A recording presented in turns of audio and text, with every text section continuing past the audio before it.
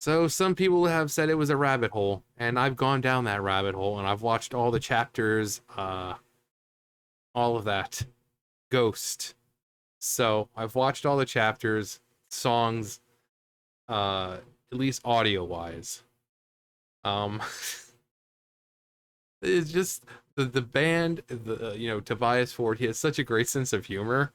My probably my favorite chapter when they tell him, tell at the time he was still Cardinal Copia, but him having to with TV and stuff like that, so he's like in his room doing like an audition tape, and he's doing all these lines from different movies, but terribly. He does like Jaws, and when he says, we're gonna need a bigger boat, he's like, we're going to need a bigger yacht. Or with the Truman Show, Jim Carrey, he messes up. He keeps messing up. In the movie, he's like, well, if I don't see you, then. But it's so great. It's freaking hilarious. Um, but it is a rabbit hole. There's characters and there's lore behind the characters. I mean, I've been hooked into it. It's so fun when a band goes through all this just to, bring in people to make their music more interesting rather than just, having music and everything. No, they've gone out of the way to, he's made characters, he's made stories for those characters, you know, just as I'm sure his father did, and his father's father, and his father's father's father, and his father's father's father's father, and his father's father's father's father's father. Just like them. I'm sure they did the same thing. But we've got another one that's almost in like every video, like, oh, you should react to this. I've seen comments in different videos. We have a dance in Macabre. Um, so it's one of those bands where every single song sounds different. It's never really the same sound, and that's what I think is amazing about them. They're so flexible with the way they sound as they sing, the instruments, just everything that comes together, how they can sound different every time. It's just great. So, but here we go.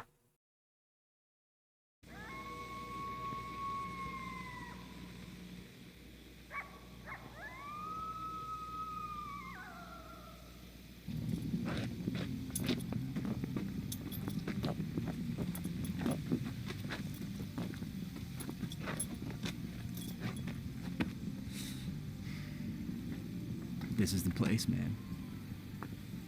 I'm not sure, man. Party, party!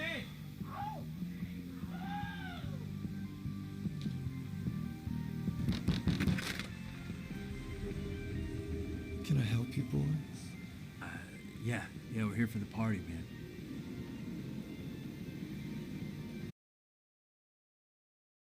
I think perhaps you better both come inside. Obviously, it's not only a play on creepy kind of hosts of big mansions, but it's you look at this and you immediately think of Riff Raff from Rocky Horror Picture Show. Two people walking up to the house, a very thin, gangly kind of host coming out. So except he doesn't have that like, yes, you're wet. Yes, it's raining. I think perhaps you better both come inside. That sort of very like monotone sort of thing going on. But I love how it's starting off. So good. What party? The party? The party? I mean, I'm looking right at a party here. Disco chicks? We're here for the...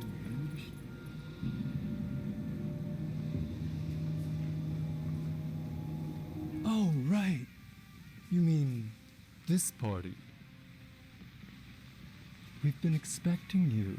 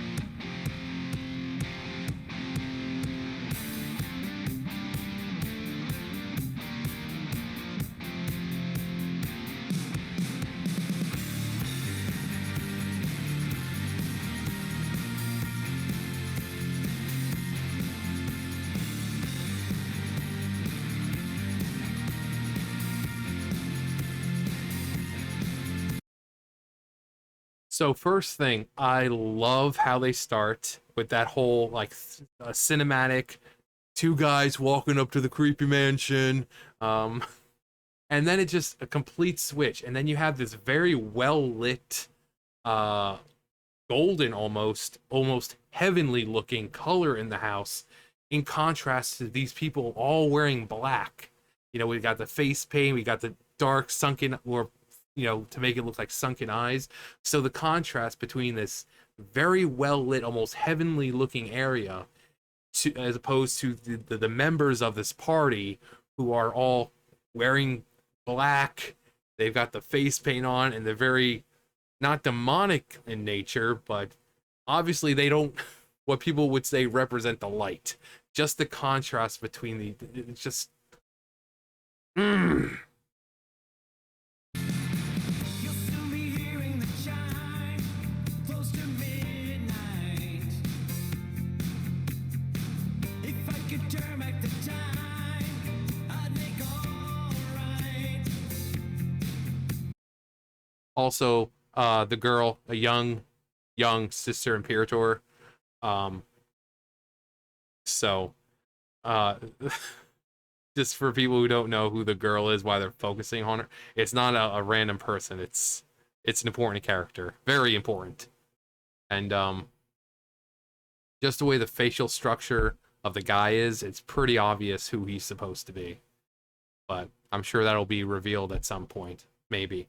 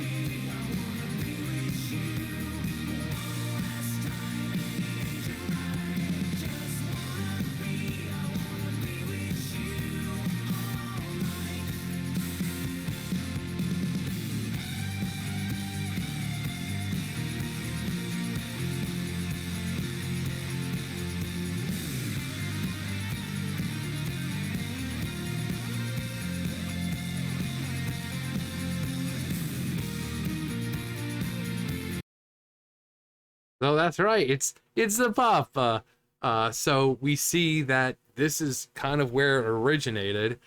We see where he got his eye from. Now, lore-wise in the story, I don't think it's ever been explained with the eye if it does have some ability. I mean, because she just kind of gifted him this eye, almost as if like a Satan himself is blessing him. So if I haven't dived that deep into the lore and the eye actually has some kind of ability that I'm not aware of, I would love to know. Because it might be one of those things in a video that I just didn't pick up on. But we see where he got the face from, where he got it gifted his eye from, and it kind of makes you wonder: is the sister here some kind of demonic being herself? You know, being able to gift people these eyes. Um, so is she supernatural? I mean, we see her get into a car crash and she's in the hospital for a while. So I don't know. Maybe demons after a while but she's got to have some kind of connection with Satan to be able to gift these eyes to people. Um, but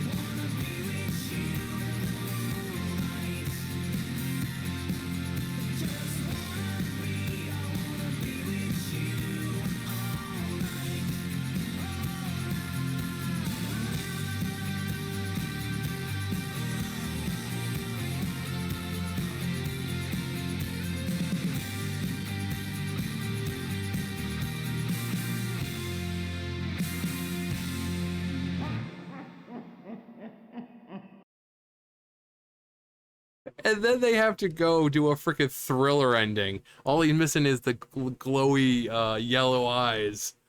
Uh, it's amazing. Oh, oh, oh, oh, oh. Um, it's the humor I'm talking about. That it's such a cool video, and then they do something as goofy as this. Um, but okay, so like you think it's like a regular type thing. You know, you have the plague doctors or the dancers coming out in the plague doctor attire, which I always love that plague doctor look. You know, obviously they represent bad omen and bad times, but just the aesthetic is just so cool. I've always loved that look. But then we have the young sister and kind of scoping out, and just they're so cool. I've always loved that aesthetic. And then you have these girls who you know, don't seem like they should, like they've gotten into the wrong house or something, because aesthetically they don't look like they belong very well. But this is really all just a distraction. You know, you have this very upbeat thing going on. Well, even though you have this hard sound from the voice and the instruments, it's still very upbeat, and you have all these gorgeous girls dancing, uh, and it's kind of a distraction of what's actually going on at the party.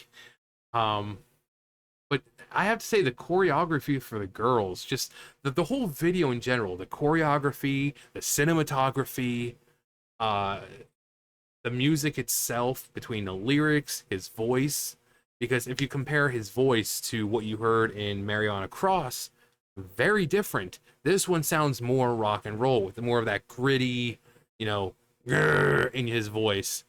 Mariana Cross, it's very almost angelic.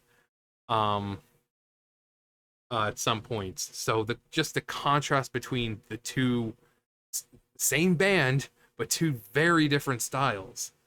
Um, just how versatile this the band is. You know how versatile Tobias is, um, and then we kind of see almost like the blessing. You know, Satan himself blessing the union, or at least the coming together of the sister and what we now know as a Papa, uh, Papa Emeritus. We see him with the eye. We see him with the face paint, the paint on his face. Well, we know it's face paint, but there it represents more than that. Um, and then his friend, I don't think really represented a friend. I think it was more a part of him dying. Um, it's like two parts of him, but only one part of him walked out.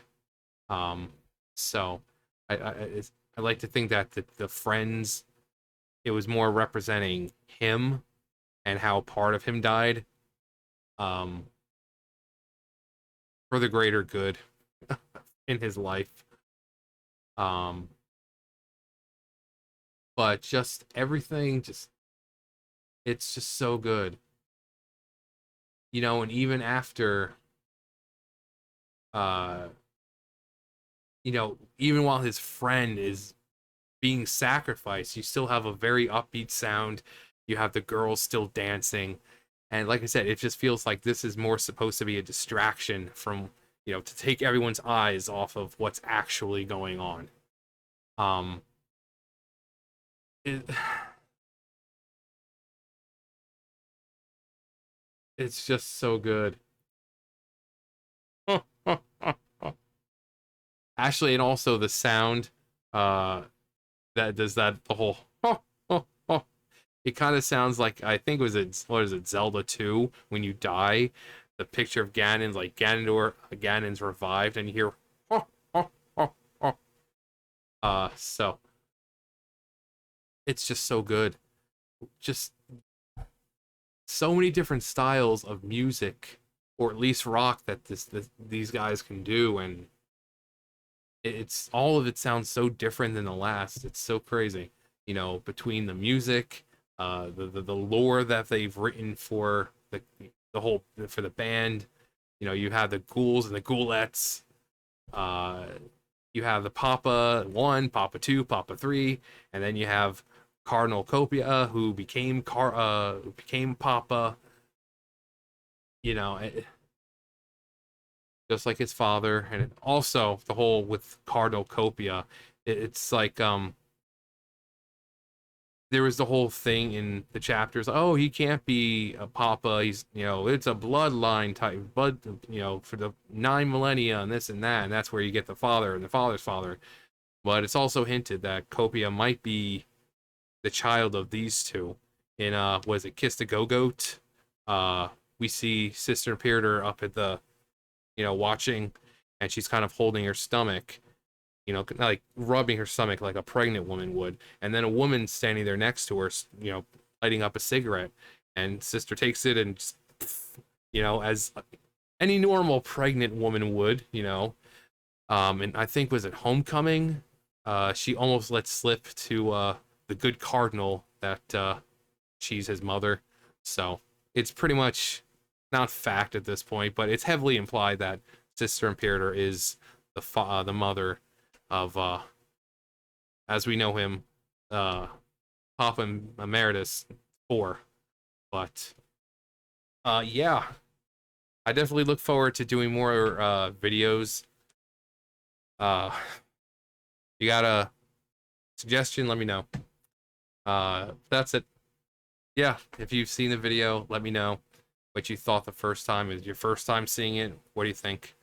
But yeah, that's gonna do it for me. You guys know the drill. I'll see you guys later. Bye, guys.